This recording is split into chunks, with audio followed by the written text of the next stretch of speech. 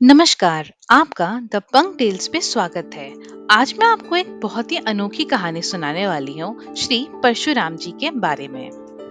ऋषि, वैरागी, सन्यासी, ये शब्द सुनते ही हमारे सामने एक गेरुआ रंग के कपड़े धारण किए, हाथ में रुद्राक्ष की माला लिए, सौम्य चेहरे वाली आकृति बन जाती है।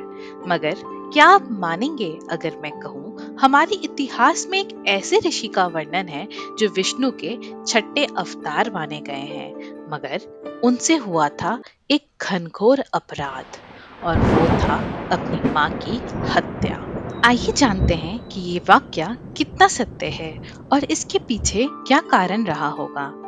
इस वीडियो में आगे बढ़ने से पहले मेरे चैनल द पंक टेल्स को यूट्यूब पे जरूर सब्सक्राइब करें और बेल आइकन क्लिक करें ताकि आप कोई भी नया वीडियो मिस ना करें। अब आप हमें इंस्टाग्राम और फेसबुक पे भी फॉलो कर सकते हैं।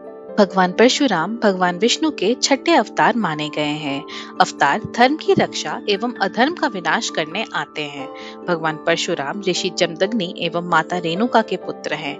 ऋषि जमदग्नि सप्त ऋषियों में से एक थे। उनकी शुभांगना माता रेणुका उच्च सतीत्व की स्वाभिमानी एवं एक पतिव्रता स्त्री थी।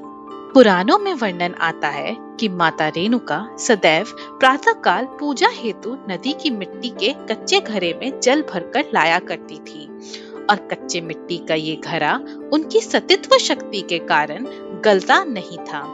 एक दिन की बात है, जब माता रेणुका जल भरने नदी के पास पहुंची तो उन्होंने वहां गंधर्व राज को अपनी पत्नी संग जल क्रिया करते देखा, तो क्षण भर के लिए उनके मन में भी प्रणय विहार की इच्छा जाग उठी।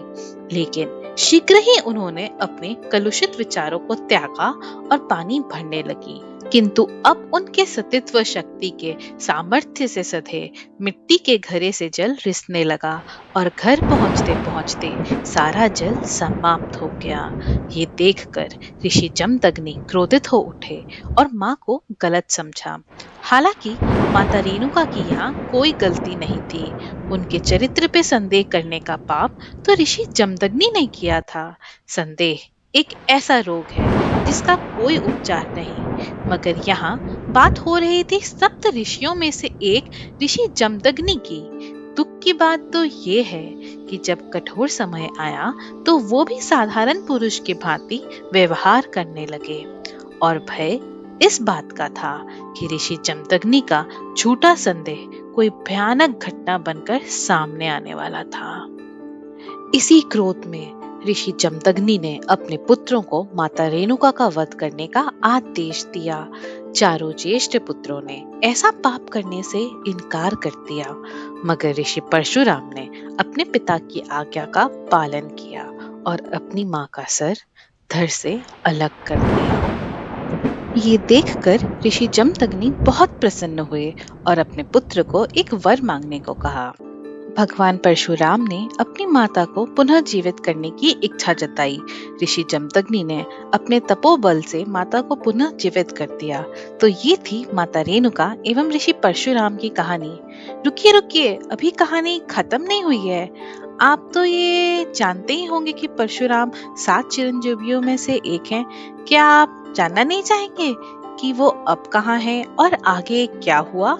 कहते हैं इस वाक्या के बाद भगवान परशुराम तप करने चले गए। उनके पीछे राजा सहस्त्रबाहु की कुटिल नजर ऋषि जमदग्नि की कामधेनु गाय पर पड़ी, और उनकी चमत्कारी शक्तियों के लालच में सहस्त्रबाहु कामधेनु गाय को ऋषि से छीनकर ले गया।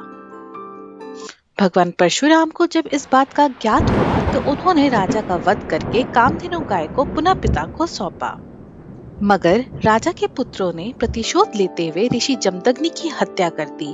तब माता रेणुका अपने पतिव्रता व्रत का निवारण करते हुए नदी में समाधि ले ली। कहते हैं माता रेणुका ने जैसे ही नदी में प्रवेश किया, नदी ने एक स्त्री का आकार ले लिया। अगर आप स्क्रीन पे देखोगे तो आपको ये नदी एक सोती हुई स्त्री के आकार में नजर आएगी। हमने इस झील में बोटिंग भी की थी। कुछ तो मैजिकल जरूर है इस दुनिया में जो हम और आप मानते नहीं हैं, या ये कहना ज्यादा सही होगा कि जानते नहीं हैं। कहते हैं भगवान परशुराम ने अपनी माता को पुनः जीवित कर दिया था, मगर माता ने सदैव के लिए इस झील के अंदर रहना पसंद किया और हर साल एक दिन के लिए माता झील से निकलकर बाहर आती हैं और परशुराम जी उनसे मिलने आते हैं। ये जगह हिमाचल के ददाहू नामक शहर में है, जिसे रेणुका जी स्थल भी कहा जाता है। यहाँ नवंबर में एक बहुत बड़ा मेला लगता है। कहते हैं हर साल भगवान परशुराम यहाँ इस वक्त आते हैं, तो आप भी आइएगा। क्या पता एक विष्णु अवतार के दर्शन मिल जाएं। कैसी लगी ये कहानी कमेंट बॉक्स में जरूर बताइएगा और ऐसी कहानियां सुनने के लिए सब्सक्राइब करें मेरा YouTube channel the punk tales और फॉलो करें मुझे इंस्टाग्राम और फेसबुक पर। हर हर महादेव।